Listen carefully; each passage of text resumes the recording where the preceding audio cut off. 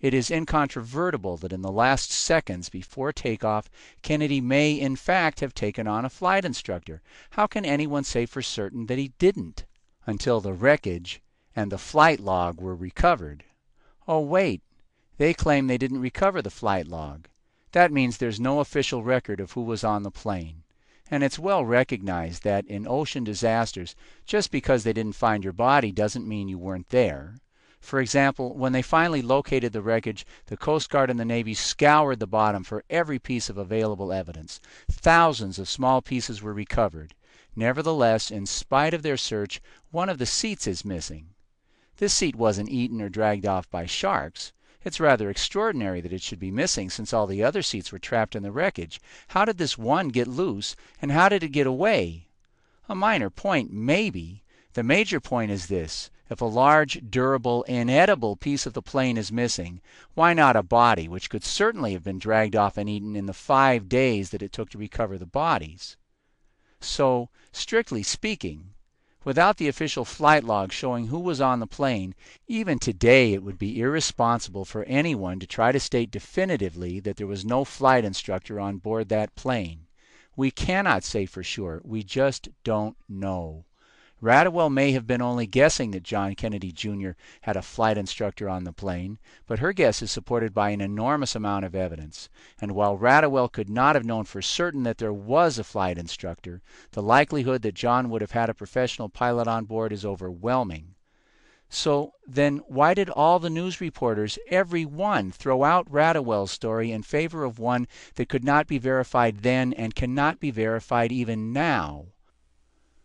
Oswald was arrested because he matched a description that came from out of nowhere. Unseen forces, invisible to us even today, infiltrated the Dallas police and planted this description. Who, calling themselves the family, told the outright lie that John did not have the necessary license to fly, and at the very same time began spreading the utterly baseless story that there was no flight instructor. And why did all the news accept this baseless story? Are you starting to detect a dark presence at work here?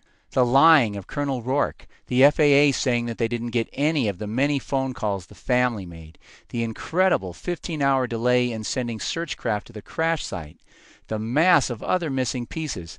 This information is disturbing for what it suggests. It smells really bad, but the outline of what's really going on is far from clear. Let's see if we can sharpen the picture to get a better view of what's going on and who's involved. In their final report, a year after the accident, the NTSB featured the dramatic story that one of John's flight instructors had offered to fly with him, but that Kennedy told him that, quote, he wanted to do it alone. This story dominated the news about the final report, as well it might. Stories of Kennedys killing themselves are red meat for the press. They love it. Another Kennedy turns out to be a careless, irresponsible, stupid bastard who killed himself and his lovely wife. Too bad about her. But wait a minute. If this is such hot stuff, and it is, how come it didn't come out in the days right after the crash? The government did a better job than the media in digging up this story? That's a little strange, isn't it? I can answer that question. Yes, it is. So maybe we need to have a closer look at where this story comes from. ABC, the LA Times, and everybody else got their information from the NTSB final report. But this doesn't tell us very much. For example, who is this second CFI? What did he say, and when did he say it? Well, the Certified Flight Instructor, or CFI, is named Robert Morena, and according to this memo, written 6 months after the accident, he told the NTSB about this conversation he had with John Jr. on the morning of the day he died. This is real live drama, eh? You offer to fly with someone of JFK Jr.'s stature, and he turns down your offer of help, and then he crashes. Wow. That would be hard to live with, don't you think? Hard to keep to yourself. Man, you would want to right away pick up the phone and tell your mama. You would tell your best friend right away. It would weigh so hard on you that you would tell strangers standing next to you waiting for the bus, and he probably did, right? But you know the government, they take 6 months to do the paperwork after a trip to the bathroom. They probably took 6 months to get around to asking this guy, right? No, they talked to him on July 21st, 5 days after the accident. It seems to have been a long interview. Plenty of time and opportunity for this flight instructor, Morena, to mention this conversation he had with John. But maybe the issue of John flying alone never came up. No, it seems that they talked about that and how John never did fly alone. Well, maybe for some inexplicable reason Morena somehow forgot to bring up the conversation he had with John that morning. For some reason he just didn't think of it. No, it seems that's not going to get it either. You see, this letter, written just 5 days after the crash, tells us that the only reason for Morena not to have mentioned during his NTSB interview that he had had this conversation with John is that he had already brought up this last conversation the morning of the flight in this letter and had nothing new to add. Only he failed to mention one thing in this letter. Where's the part about John saying he wanted to do it alone? You got me. I don't see it. I can't explain it. So I called Morena. I said, you know, your lawyer says that he spoke with you and that he asked you about your last conversation with John and that you told him that you never had any conversation with John about his plans to fly that night, with or without a flight instructor. Morena didn't try to explain it. He said, whatever I told the NTSB, that's what happened. Then he excused himself and hung up the phone. Whatever I told the NTSB, that's what happened. But you see, Bob, that's part of the problem. I don't know what you told the NTSB. Not only because you told your lawyer that you didn't say anything to the NTSB about John wanting to do it alone, but I also don't know what you told the NTSB because the NTSB violated the most basic procedures in preparing this document. You see, in any official government interview by any official government agency, they're supposed to tell us when and where the interview was done.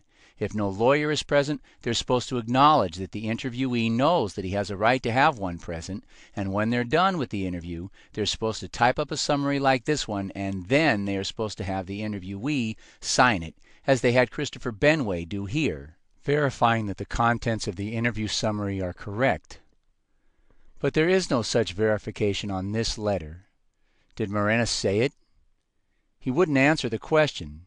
David Muzio, the NTSB investigator who prepared this nasty piece of work, refused to talk to me and referred me to his supervisor, who would not answer the phone, would not return messages, would not answer letters or emails. But now let's review. 1.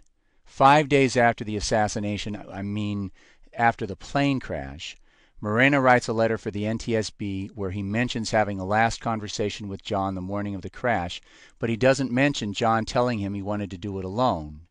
2. Later the same day, Morena is interviewed at length by the NTSB, but the summary of that interview doesn't contain any mention of any last conversation. 3.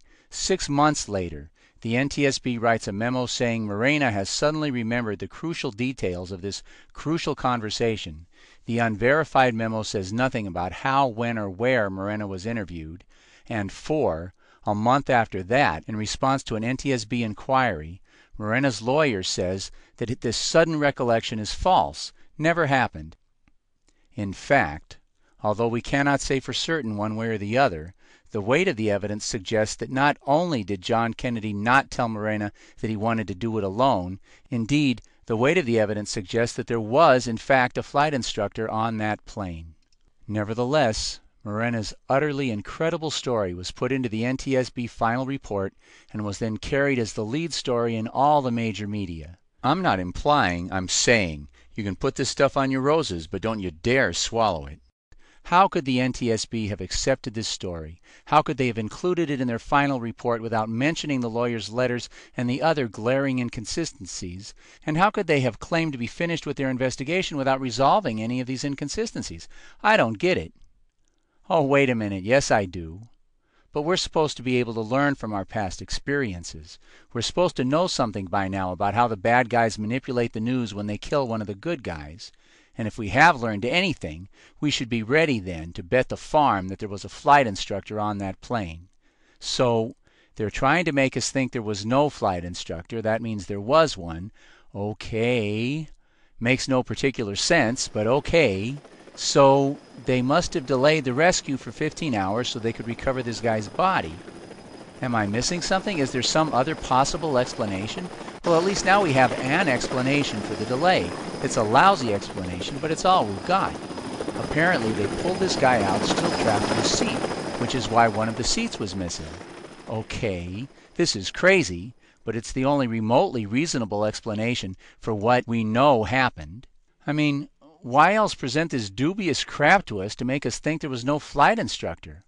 Why else delay the rescue for 15 hours? I mean, that delaying of the rescue, what a mess. ABC got the beacon. The freaking Coast Guard spokesman, Todd Burgun, is running around telling everybody about how Kennedy contacted the tower, forcing Senator Kennedy to wake up Clinton just to get a plane in the air. All of this screaming evidence that something dark and evil is going on. Why would they do it?